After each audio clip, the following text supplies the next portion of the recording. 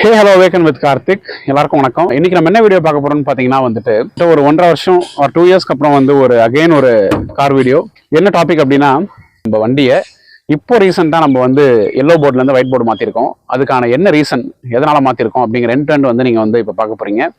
Car videos எல்லாத்துக்குமே நீங்க கொடுக்குற சப்போர்ட் வந்து மிகப்பெரிய சப்போர்ட். ஸோ கண்டினியூஸா உங்க சப்போர்ட் வந்து கார் வீடியோஸ்க்கு கொடுங்க. நம்ம இந்த வண்டி வந்து நிறைய கம்பெனிஸ்ல அட்டாச் பண்ணோம். ஓகே, கிட்டத்தட்ட ஒரு 3-4 கம்பெனிஸ்ல அட்டாச் பண்ணோம். இனிஷியலா வந்து கிட்டத்தட்ட 1 லட்ச ரூபாய்க்கு வந்து மாசம் இந்த வண்டி வந்து ஓடின ஒரு கம்பெனி வீடியோ நான் போட்டிருந்தேன் உங்களுக்கு. ஆனா அதுக்கப்புறம் வந்து அந்த கம்பெனி காஸ்ட் கட்டிங்காக வந்து அந்த ப்ராஜெக்ட் வந்து ரிமூவ் பண்ணிட்டாங்க, அந்த ஒரு வெண்டாரை. அதுக்கப்புறம் வந்து அந்த அளவுக்கு பேமெண்ட் கிடைக்கிற மாதிரியான விஷயங்கள் வந்து அமையல. ஸோ லாஸ்டா ஓட்டின கம்பெனியில வந்து ஒரு கிலோமீட்டருக்கு 12 ரூபான்ற கணக்கு வந்து ஓடிச்சு. ஸோ ஒரு நாளைக்கு வந்து 200 கிலோமீட்டர்ஸ் ஓட்டினாலும் ஒரு நாளைக்கு 2400 rupees வந்து இந்த வண்டி வந்து ஏர்ன் பண்ணி கொடுத்துச்சு. ஸோ 25 days சண்டேஸை மட்டும் நீங்கள் லீவன் கணக்கு பண்ணீங்கன்னா 25 நாளைக்கு வந்து 60,000 rupees வந்து இந்த வண்டி வந்து ஏர்ன் பண்ணுச்சு. இந்த 60,000 ரூபாயில் சிம்பிளாக கால்குலேட் பண்ணுங்களேன், உங்களோட அண்டர்ஸ்டாண்டிங்காக சொல்கிறேன் நான். ஏன்னா இந்த காலகட்டத்தில் 2026 இந்த மாதிரி பிஸ்னஸ்குள்ளே யாராவது வரணும்னு நினச்சாங்கன்னா, ஆள் வச்சு ஓட்டணும், டிரைவர் வச்சு ஓட்டி சம்பாரிச்சு பொழைக்கலாம், முன்னுக்கு வரலாம்னு நினச்சி வந்தாங்கன்னா அவங்க இதை தெரிஞ்சுக்கணுன்றதுக்காக நான் அந்த வீடியோ போடுறேன். இந்த வண்டி 60,000 ரூபாய் ஆன் பண்ணி கொடுக்குதுன்னு வச்சுக்கோங்க. 15,000 ரூபாய் சிஎன்ஜிக்கு போயிடும், இன்னொரு 15,000 ரூபாய் வண்டியோட இஎம்ஐக்கு போயிடும், ஒரு 22,000 ரூபாய் வரையும் டிரைவருக்கான சம்பளத்தில் போயிடும். இதை தாண்டி வகையில் என்ன நிற்கும்ன்றதை யோசிச்சு பாருங்க. 8 ரூபாய் வந்து 10 ரூபான்னு என்ன பெரிய விஷயம். ஆனால் அதுலேயும் ஒரு நாளைக்கு இந்த வண்டி 200 கிலோமீட்டர் ஓடுது அப்படின்னா ஈஸியாக ஒரு மாதத்தில் 5000 கிலோமீட்டர் ஓடிடும். ஓகே, 2 மாதத்தில் 10,000 கிலோமீட்டர் ஓடிடும். அந்த 10,000 கிலோமீட்டர் ஓடின வண்டியை நீங்கள் ஆயில் சர்வீஸ் பண்ணணும், என்ஜின் ஆயில் மாற்றணும், ஆயில் ஃபில்டர் மாற்றணும். ஸோ இவ்வளோ மாற்றும் போது உங்களுக்கு வந்து ஆகிற பில்லு வந்து ஒரு 10,000 rupees ஆகும். ஓகே, 2 months வந்து 10,000 rupees நீங்கள் வந்து ஸ்பெண்ட் பண்ணணும். அப்போ மாதம் 5,000 வந்து மெயின்டெனன்ஸ்க்கு எடுத்து வச்சணும்னு இருக்கு. ஸோ இந்த கண்டிஷனில் இந்த வண்டியோட ரேட் வந்து 7.5 லட்ச ரூபா. நான் வாங்கினப்போ 7.5 லட்ச ரூபா வண்டி வாங்கி அதுக்கு 2 வருஷத்துல இந்த லோனை வந்து நான் க்ளோஸ் பண்ணேன். ஸோ ஒரு வருஷத்துக்கு நான் கட்டின டியூ மட்டும் 10% வட்டி, 75,000 ரூபாய் வந்து வெறும் இன்ட்ரெஸ்ட் மட்டும். 2 வருஷத்துக்கு எவ்வளோ ஆச்சு? 1.5 லட்ச ரூபா ஆச்சு. ஸோ வண்டி ரேட் வந்து 7.5 லட்சம் ப்ளஸ் டியூ வந்து இஎம்ஐலாம் சேர்த்து 1.5 லட்சம் வட்டியோட. So total 9 lakhs. 9 லட்ச ரூபாய் வந்து நீங்கள் செலவு பண்ணி ஒரு வண்டியை வந்து வச்சுக்கிட்டு அதில் வந்து உங்களுக்கு மாதம் வந்து வெறும் ஒரு 5,000 ரூபாய் to 10,000 ரூபாய் கூட நிற்குமான்றது வந்து ஒரு கொஸ்டினாக இருக்கும்போது நீங்கள் யோசிச்சு பாருங்க. இந்த பிஸ்னஸ் வந்து இந்த காலகட்டத்தில் ஒருத்தர் வந்து நம்ம ஆள் வச்சு டிரைவர் வச்சுலாம் செய்யணும் அப்படிங்கிறது சாத்தியமானதை நீங்கள் யோசிச்சு பாருங்க. பாசிவ் இன்கமாக ஏதோ ஒன்று வந்துட்டு போகுது அப்படின்ட்டு நினச்சாலும் இந்த வண்டியில் வேற பிரச்சனைகள்லாம் இருக்குது. என்ன நான் காட்டுறேன் வாங்க. அங்கங்கே இந்த சின்ன சின்ன ஸ்க்ராட்ச் வேறு நடக்கும். இங்கே பாருங்களேன், இந்த மாதிரி அங்கங்கே அடிப்படும் போது டென்ட் ஆகும் பாருங்க. இங்கிருந்து பார்த்தா தெரியும் உங்களுக்கு, அந்த பெண்டு நல்லா தெரியும். வண்டியில் டென்ட்டு நடுவில் ஒரு கேப் ஒன்று கிரியேட் ஆகிட்டு இருக்கும். இந்த பாருங்க, இந்த பீடிங் விட்டுருக்கும். இந்த மாதிரி ஸ்க்ராச்சஸ்ஸு சைட் இந்த இடத்துல ஒரு அடிபட்டிருக்கு. ஸோ இந்த மாதிரி வந்து டிரைவர்ஸ்லாம் வந்து வண்டியை கொண்டு போகும்போது வரும்போதெல்லாம் வண்டி அடிப்படும். அதையும் வந்து தவிர்க்க முடியாது. சரி, இதெல்லாம் கூட பார்த்துக்கலாம். அந்த மாதிரி வந்து வண்டி எதனா அடிப்படுது, ஏன்னா ஷெட்ல கிட்ல விட்டுறோம் அப்படின்னா அது ரெடி பண்ணி வரத்துக்கு ஒரு 10 நாள் 20 நாள் ஆகுது அப்படின்னா அந்த 10 நாள் வந்து வண்டி ஓடாது. இப்போ நமக்கு அந்த டைம்ல வந்து இன்கம் ஜென்ரேட் ஆகாது. ஆனாலும் எத்தனை நாள் வண்டி ஓடிச்சோ அத்தனை நாளைக்கு நம்ம வந்து டிரைவருக்கு சம்பளம் கொடுத்தாகணும் இல்லையா? அந்த டிரைவர் வந்து நம்மளை நம்பி வந்துட்டாரு, நம்ம தான் சம்பளம் கொடுக்க போறோம் அப்படின்ட்டு. ஸோ அவரையும் வந்து நம்ம சாட்டிஸ்ஃபை பண்ணி ஆகணும். அது மாதிரி அந்த சிக்கல் இருக்கு. ஓகே, இதெல்லாம் கூட மேனேஜ் பண்ணி அப்படியே ஓட்டலான்னு பார்த்தா இன்னொரு பிரச்சனை என்னன்னா, வண்டிக்கான இன்சூரன்ஸ் வந்து எல்லோ போர்டுக்கு ஒரு மாதிரி இருக்கும், ஒயிட் போர்டுக்கு ஒரு மாதிரி இருக்கும். நீங்கள் வந்து ஒயிட் போர்டுக்கு இதே வண்டிக்கு இன்சூரன்ஸ் போடுறவங்கள நீங்கள் வந்து கேட்டு பாருங்க. எல்லோ போர்டாக இருக்கிறது கமர்ஷியல் அப்படிங்கிறதால இன்சூரன்ஸ் எவ்வளோ பம்பர் டு பம்பர் அப்படிங்கிறத நீங்கள் பார்த்தீங்கன்னா டிஃப்ரென்ஸ் இருக்கும், ஹியூஜ் டிஃப்ரென்ஸ் இருக்கும் உங்களுக்கு. இன்னொன்று எஃப்சி, ஒரு ஒயிட் போர்டு வண்டியை வந்து எஃப்சி பண்ணுறதுக்கு வந்து 15 வருஷத்துக்கு ஒரு வாட்டி எஃப்சி பண்ணால் போதும். ஆனால் இந்த எல்லோ போர்டு வண்டியை வந்து நீங்கள் முதல் 5 வருஷத்துக்கு 2 வருஷத்துக்கு ஒரு வாட்டி எஃப்சி பண்ணணும். அதுக்கப்புறம் 1 வருஷத்துக்கு ஒரு வாட்டி எஃப்சி பண்ண வேண்டியது இருக்குது. ஸோ அதனால் எல்லாத்தையும் கூட்டி கழிச்சு பார்க்கும்போது எனக்கு வந்து சரியாக கட்டுப்படியே ஆகலை. அதனால தான் வந்து நான் என்ன பண்ணிட்டேன், வண்டியை வந்து ஒயிட் போர்டாக மாற்றிடலாம். ஏன்னா நமக்கு வந்து அட்லீஸ்ட் நமக்குன்னு ஒரு வண்டியாவது இருந்துடும். நம்ம எங்கன்னா போனோம்னா வந்தோன்னா ஒரு ஃபேமிலியோட வரலாம். வண்டி தேய்மானம் கம்மியாகும்.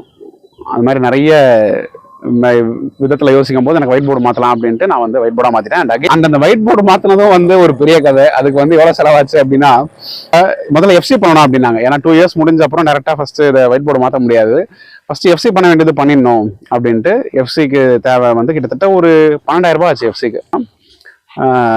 அதான் அந்த இன்ஸ்பெக்டருக்கு கொடுக்குறது, அதுக்கப்புறம் அந்த போய் பார்க்கறது, அவங்க ஃபோட்டோ எடுப்பாங்க ஃபுல்லாக, அதுக்கப்புறம் அந்த சைடில் ஸ்டிக்கர்லாம் அடிப்பாங்க, அந்த ஸ்டிக்கரிங்கு இங்கே ஒரு ஸ்டிக்கர் இருக்கும். இந்த ஸ்டிக்கரு இந்த ரெட் கலர் ஸ்டிக்கரு, இந்த இடத்துல ஒரு எல்லோ ஸ்டிக்கர் ஒன்று போகும் ஃபுல்லாக கம்ப்ளீட்டாக. அதை நான் ரிமூவ் பண்ணிட்டேன், ஒயிட் போர்டு மாற்றினதால ரிமூவ் பண்ணிட்டேன். இந்த மாதிரி இந்த விஷயம்லாம் வந்து பண்ணுறதுக்கே வந்து பார்த்தீங்கன்னா கிட்டத்தட்ட ஒரு 12,000 வந்து செலவாச்சு எஃப்சிக்கு. பெயிண்டிங் பண்ண வேண்டிய வேலை இல்லை, ஏன்னா வண்டி புதுசாக இருந்தது. அப்போ வந்து நல்லா பளிச்சுன்னு வாட்டர் வாஷ்லாம் பண்ணி ஒரு மாதிரி பஃபிங் பண்ணி கொண்டு போனப்பே அது வந்து ஓகே அப்படின்ட்டாங்க. ஸோ ஃபஸ்ட் டைம் எஃப்சின்றதால செகண்ட் டைம்லாம் கண்டிப்பாக பண்ணோன்னா பெயிண்டிங்லாம் செலவு இருக்கும் அப்படின்னாங்க.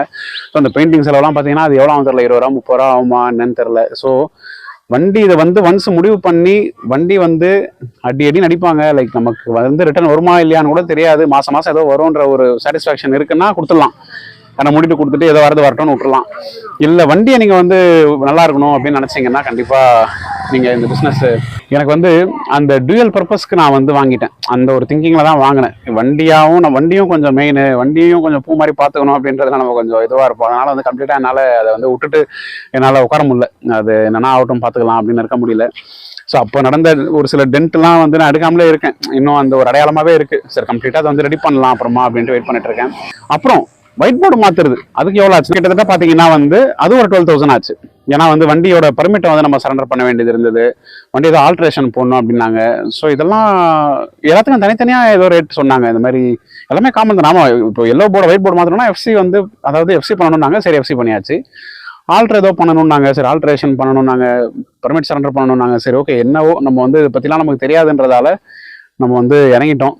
சரி மாற்றி தான் ஆகணும் பண்ணிடலாம் அப்படின்ட்டு அது ஒரு 12,000 ஆச்சு. ஸோ டோட்டலாக மொத்தம் 24,000 வந்து செலவாகி இந்த வண்டியை வந்து ஒயிட் போர்டு மாற்றுறதுக்கு எஃப்சிலாம் பண்ணி கரண்ட்டாக இது பண்ணுறதுக்கு. ஸோ என்னென்னா அந்த ஆர்சி புக் ஓல்டு அந்த மோட்டார் டாக்ஸின்னு இருக்குல்ல, அந்த கேப் அப்படின்றத மாதிரி ஒயிட் போர்டு அதான் அந்த ஒரு மோட்டர் கார் அப்படின்ற மாதிரி மாறி புது ஆர்சி புக் வீட்டுக்கு வந்தது. ஸோ இதெல்லாம் பண்ண இவ்வளோ செலவாச்சு. ஏன்னா நம்ம வீடியோவை பார்த்து 2025 அந்த டைமில் வந்து நிறைய பேர் வந்து அட்டாச் பண்ணலாமான்லாம் கேட்டிருந்தாங்க. நிறைய நண்பர்கள் வந்து அட்டாச் பண்ணலாம் அப்படின்ற ஐடியாவில் இப்போ கூட அதை பற்றிலாம் என்கிட்ட பேசுகிறாங்க. பண்ணுறேன் 2026 இருக்கிற ரியாலிட்டி இதுதான். நிறைய அதான் இது வந்து ஸ்ட்ரீம்லைண்டாக இருக்கான்னு தெரியல. எல்லா கம்பெனிலையும் ஒரே மாதிரி ப்ரைஸிங்கு ஒரே மாதிரி இது இருக்கான்னு தெரியல. அண்ட் வந்து ரெகுலராக ரூட்டும் உங்களுக்கு வந்துட்டே இருக்கணும் அப்படின்னாலும் நீங்கள் வந்து கொஞ்சம் அமௌண்ட் மூவ் பண்ணுற மாதிரி இருக்கும் உள்ள, சரியா அந்த ரூட் போடுறவங்களுக்குலாம். அப்போ தான் வந்து உங்களுக்கு ரெகுலராக ரூட் அதெல்லாம் வரும். இல்லைனா கொஞ்சம் கம்மியாக தான் ஓடும், 150 கிலோமீட்டர் அந்த மாதிரி தான் ஓடுன்னு வச்சுக்கோங்க. அப்படிலாம் ஓடிச்சுன்னா உங்களால் ஒன்றுமே பண்ண முடியாது.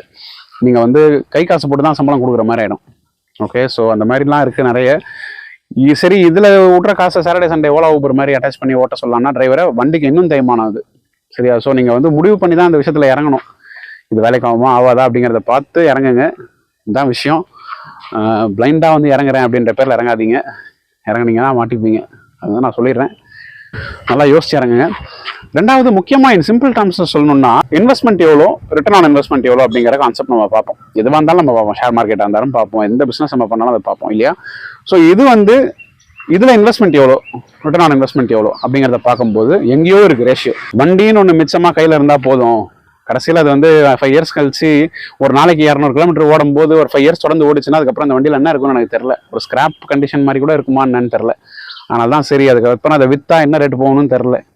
ஸோ வேணாம், வெயிட் போட மாற்றிலாம். நமக்கு அடுத்தடுத்து நிறைய வேலைகள் இருக்குது. நம்மளும் இப்போ நீங்கள் பார்த்துருப்பீங்க போன வீடியோலாம், நம்ம வந்து நிறைய இந்த இந்த கோயில் வேலையா, இந்த திருவண்ணாமலைக்கு இந்த ருத்ராட்சி சேவை வேலையெல்லாம் நம்ம நிறைய போகிற வேலைலாம் இருக்குது. அதனால் நம்ம வந்து அடுத்தடுத்து அந்த டாஸ்க்லாம் இருக்கிறதால நம்ம இதெல்லாம் வந்து டைம் ஸ்பெண்ட் பண்ண முடியலன்றதால இந்த மாதிரி நான் வந்து மாற்றிட்டேன். அண்ட் ஒன் மோர் திங், எனக்கு வந்து இன்னொரு ரிக்வயர்மெண்ட் ஒன்று இருக்குது. ஆக்சுவலாக இந்த வண்டி வந்து எங்களுக்கு பத்தலை.